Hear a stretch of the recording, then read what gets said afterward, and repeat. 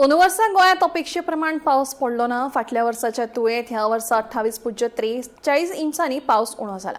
पूण आयतारा सकाळ मेरेन वाळपय 99.20 इंच पावसाची नोंद जाल्ल्यान पावसान 100 गाठल्या आसूया असो अदमास हवामान खात्यान उक्तायला।